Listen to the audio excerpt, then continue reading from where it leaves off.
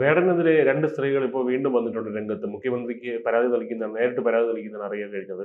എന്താണ് വേടനെ അങ്ങോട്ട് തീരുന്നില്ലല്ലോ വേടന്റെ വിശേഷങ്ങൾ? വേടന്റെ വിശേഷങ്ങൾ തീരുന്നില്ല. വേടൻ എന്ന് പറഞ്ഞാൽ ഹിരൺദാസ് മുരളി, അതാണ് വേടന്റെ പേര്. റാപ്പ് ഗായകനാണ്, വലിയ ആരാധക വൃന്ദമുണ്ട്. പക്ഷേ അദ്ദേഹം ഈ പറഞ്ഞതുപോലെ ഈ ലൈംഗികാരോപണ പരാതികൾ ഇങ്ങനെ കൂടിക്കൂടി വരികയാണ്. ലൈംഗിക ആസക്തി ഇപ്പോൾ കേരളം മുഴുവൻ ചർച്ച ചെയ്യുകയാണ്. ആദ്യം വേടനെ പൊക്കിക്കൊണ്ട് നടന്നവരൊക്കെ ഇപ്പോൾ കൈവിട്ട അവസ്ഥയിലാണ് ഇരിക്കുന്നത്.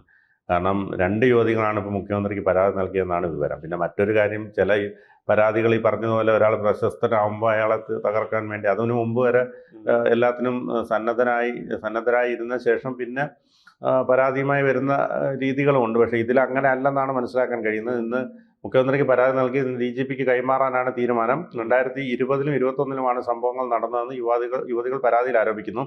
ഇരുവരും മുഖ്യമന്ത്രിയെ നേരിൽ കാണാനുള്ള സമയം തേടിയതായി അറിയുന്നു. തൃക്കാക്കര പോലീസ് രജിസ്റ്റർ ചെയ്ത ബലാത്സംഗ കേസിൽ വേടൻ ഇപ്പോഴും ഒളിവിലാണ്. ഇയാളുടെ മുൻകൂർ ജാമ്യ ഹർജിയാണ് ഹൈക്കോടതി ഇന്ന് പരിഗണിക്കുന്നത്. ഇയാളെയാണ് അയ്യങ്കാളിയായിട്ട് താരതമ്യപ്പെടുത്തി ഇവിടെ കുറേമാര് അതെ, പാഠപുസ്തകത്തിൽ അത് വേടന്റെ കവിതകൾ ഉൾപ്പെടുത്തണം. അതോടൊപ്പം തന്നെ വേടന് സർക്കാർ പരിപാടികളിലെല്ലാം വലിയ ക്ഷണമായിരുന്നല്ലോ. ഇപ്പോൾ അതെല്ലാം മാറ്റി ഇപ്പോൾ ഓണത്തിൻ്റെ പ്രോഗ്രാം എല്ലാം കട്ട് ചെയ്തതായിട്ടാണ് അറിയാൻ കഴിയുന്നത്.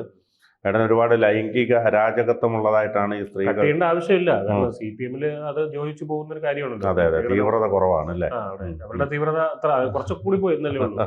അതെ, PK ശ്രീമതിയൊക്കെ പറയുന്ന പോലെ തീവ്രത കുറഞ്ഞ പീഡനമാകാം എന്നൊക്കെ പറയുമല്ലോ. അപ്പോൾ അതുപോലെ വേടനെതിരെ ഏതായാലും ലൈംഗിക പീഡന പരാതി ഒരു ഡോക്ടറാണ് രംഗത്തെത്തിയത്. ആദ്യം ഡോക്ടറെ വളരെ ക്രൂരമായ സ്ത്രീ വന്നിട്ടുണ്ടായിരുന്നു.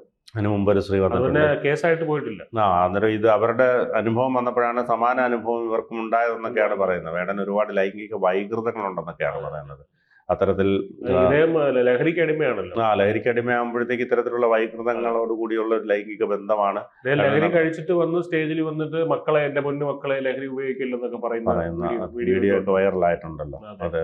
അപ്പൊ വേടന്റെ ഇത്തരത്തിലുള്ള കേസുകൾ കൂടുതൽ വരുന്നതോടുകൂടി വേടന്റെ ഒരു സ്വീകാര്യത കുറഞ്ഞു വരുന്നതായിട്ടാണ് കാണാൻ കഴിയുന്നത്. മറ്റേ ഭയങ്കരമായിട്ട് വേടന് വേണ്ടി വാദിച്ചിരുന്നവർ പോലും ഇപ്പം നിശബ്ദരാണ്.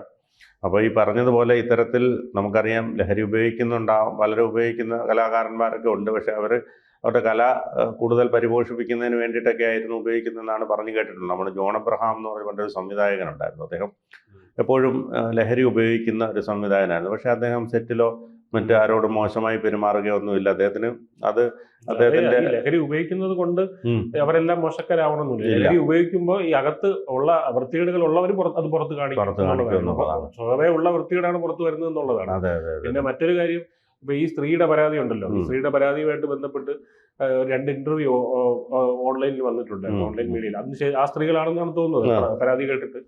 അപ്പൊ അവര് ഈ വേടനുമായിട്ട് ബന്ധപ്പെട്ട് കുറച്ച് കാര്യങ്ങളിൽ അവര് തുറന്നു പറഞ്ഞിട്ടുണ്ട്. അതായത് ഈ വേടൻ ഈ അയാളുടെ പാട്ടുകളിൽ പറയുന്ന അമ്മ സ്നേഹമുണ്ട്, അയാളുടെ അമ്മ സ്നേഹം. ഇയാള് ശരിക്കും ഇയാളുടെ അമ്മയെ പച്ചയ്ക്ക് ചീത്ത വിളിക്കുന്ന ഒരു മകനാണെന്നാണ് ഈ സ്ത്രീകൾ പറയുന്നത്. ഒരു തക്കം കിട്ടിയ എപ്പോഴാണോ തക്കം കിട്ടുന്നത് അപ്പോഴൊക്കെ ഈ അമ്മയെ ചീത്ത വിളിക്കും. അത് മാത്രമല്ല, ഇദ്ദേഹത്തിന്റെ അച്ഛനെ ഇദ്ദേഹത്തിന്റെ അമ്മ ഉപദ്രവിക്കുമായിരുന്നു എന്നൊക്കെയാണ് ഇദ്ദേഹം പറയുന്നത്. അതായത് ഈ നമ്മൾ നോക്കിക്കഴിഞ്ഞാൽ ഇപ്പോ ഈ വേടൻ ഉന്നയിക്കുന്ന ആരോപണങ്ങൾ തന്നെയാണ് വേടന്റെ അച്ഛനെ സപ്പോർട്ട് ചെയ്യാൻ വേണ്ടി ഇദ്ദേഹം പറയുന്നത്. വേടൻ പറയുന്നത് ഈ വേടനെ പീഡിപ്പിച്ചു എന്നാണ്. കേട്ടിട്ടുണ്ടായിരിക്കും. ഈ പറയുന്ന സ്ത്രീകൾ വേടനെ പീഡിപ്പിച്ചു, വേടനെ കെട്ടിയിട്ട് പീഡിപ്പിച്ചു എന്നൊക്കെയാണ് പറയുന്നത്. അപ്പൊ ഇത് തന്നെയാണ് വേടന്റെ അമ്മയെ പറ്റിയും വേടൻ പറഞ്ഞു കിടക്കുന്നതെന്നാണ് ഈ സ്ത്രീകൾ പറയുന്നത്.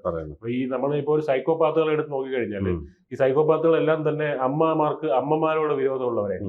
ഈ ഞാൻ പറയുന്ന സ്ത്രീകൾക്കെതിരെ ഇങ്ങനെ കാണിക്കുന്ന എല്ലാ സൈക്കോപാത്തുകളും നോക്കിയാൽ ഇവരുടെ ഹിസ്റ്ററി നമ്മൾ പരിശോധിച്ച് നോക്കിക്കഴിഞ്ഞാൽ ഇവർക്ക് അവരുടെ അമ്മമാരോട് എന്തെങ്കിലും ഒരു വിരോധം ഉണ്ടായിരിക്കും, ആക്രമിക്കുന്ന സ്വഭാവം ഉണ്ടായിരിക്കും. ഇത് തന്നെയാണ് പിന്നീട് സ്ത്രീകളിലോട് ഇവർ കാണിക്കുന്നത്.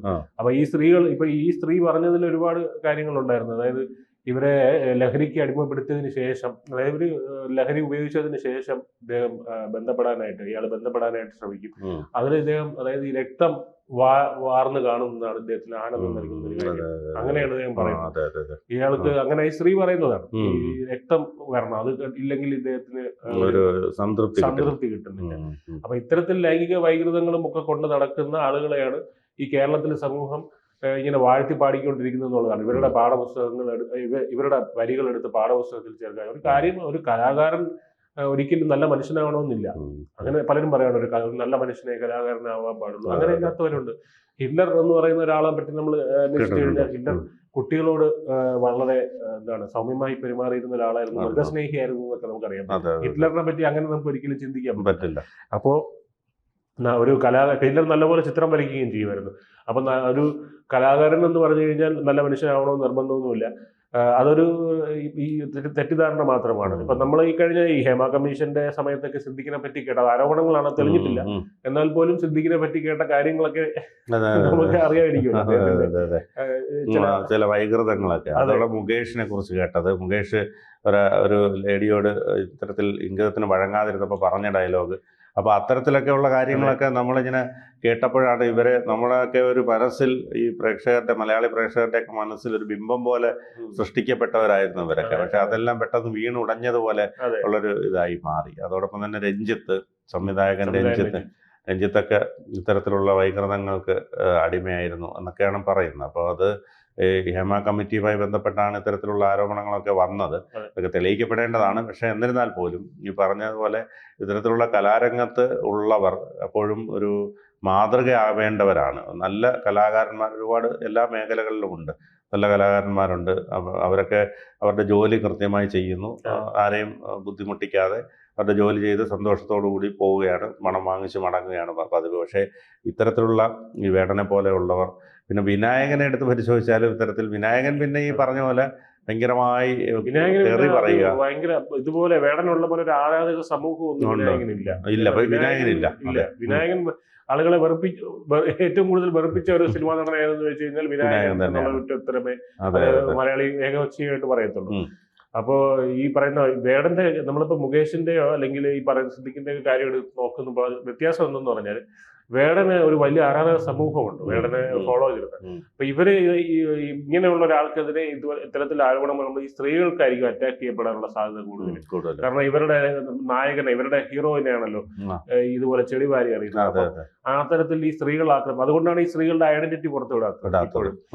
ഇതില് മറ്റൊരു കാര്യം ഉണ്ടെന്ന് പറഞ്ഞാൽ വേടൻ എന്ന് പറയുന്ന ഒരു പാട്ടുകാരൻ, ഹിരൺദാസ് മുരളി അല്ലേ, അങ്ങനെയാണ് അദ്ദേഹത്തിന്റെ പേര്. അപ്പൊ ഈ ഒരു പാട്ടുകാരൻ എഴുതിയ വരികൾ ഈ നമ്മുടെ കേരള സർക്കാർ അംഗീകരിക്കുന്നുണ്ടോ എന്ന് വെച്ച് കഴിഞ്ഞാൽ അത് ചില പ്രത്യേക വരികൾ മാത്രമേ ഞങ്ങൾ അംഗീകരിക്കുകയുള്ളൂ എന്ന് പറയുന്നത്. കാരണം ഇതേ വേടൻ തന്നെ ചൈനയിലെ മുസ്ലിങ്ങളെ പറ്റി എഴുതിയിട്ടുണ്ട്. ചൈന ആരാണ് ഭരിക്കുന്നതെന്ന് അറിയായിരിക്കുമല്ലോ, കമ്മ്യൂണിസ്റ്റ് ഗവൺമെന്റ് ആണ്. അപ്പം അവിടുത്തെ മുസ്ലിങ്ങൾ, അവിടെ മുസ്ലിങ്ങളെ മിസ്ട്രീറ്റ് ചെയ്യുന്നതിനെ പറ്റി ഒരു വരി ഈ വേടൻ എഴുതിയിട്ടുണ്ടായിരുന്നു. അപ്പൊ അത് ഞങ്ങൾക്ക് യോജിക്കാൻ പറ്റില്ല എന്നാണ് ഇവർ പറയുന്നത്. അപ്പം ഇവർക്ക് തന്നെ യോജിക്കാൻ പറ്റാത്ത പല പല കാര്യങ്ങളുണ്ട്. പിന്നെ ഈ വേടന്റെ മണ്ടത്തരങ്ങളൊക്കെ ചേട്ടൻ കഴിഞ്ഞ ദിവസം കണ്ടിട്ടുണ്ടായിരിക്കും ചാനലിൽ വന്നിരുന്നത്.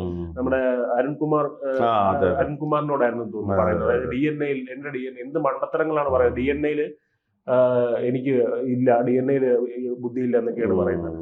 അപ്പൊ ഇതൊക്കെ എന്ത് മണ്ടത്തരങ്ങൾ. കാരണം ഈ അംബേദ്കറും ഇദ്ദേഹത്തിന് നമ്മളെ KR നാരായണനൊക്കെ ഈ SC/ST വിഭാഗത്തിൽ നിന്നാണ് വന്നത്, ST വിഭാഗത്തിൽ നിന്നാണ് വന്നത്. അപ്പൊ അത് ഈ അംബേദ്കർ SC വിഭാഗത്തിൽ നിന്ന്. അപ്പൊ ഇവരൊക്കെ ഉള്ള ഇതേ ലോകത്ത് നിന്ന് തന്നെയാണ് ഈ വേടൻ ഇതുപോലത്തെ മണ്ടത്തരങ്ങൾ പറയുന്നത്. അപ്പം ഇത് ഇത്തരത്തിൽ ഈ സമൂഹം, ഈ വേടനാണെങ്കിലും വിനായകനാണെങ്കിലും ഈ സമൂഹത്തിനെ തന്നെ പിന്നോട്ടടിക്കുന്ന, അല്ലെങ്കിൽ അതിൽ നന്നായിട്ട് എന്താ പറയുക മുന്നേറിപ്പോകുന്ന, വിദ്യാഭ്യാസം കൊണ്ട് മുന്നേറിപ്പോകുന്ന മറ്റ് ആളുകളെ കൂടെ താറടിക്കുന്ന രീതിയിലുള്ള പ്രവർത്തനമായിട്ട് ഇവരുടെ പ്രവർത്തനം മാറുകയാണ്.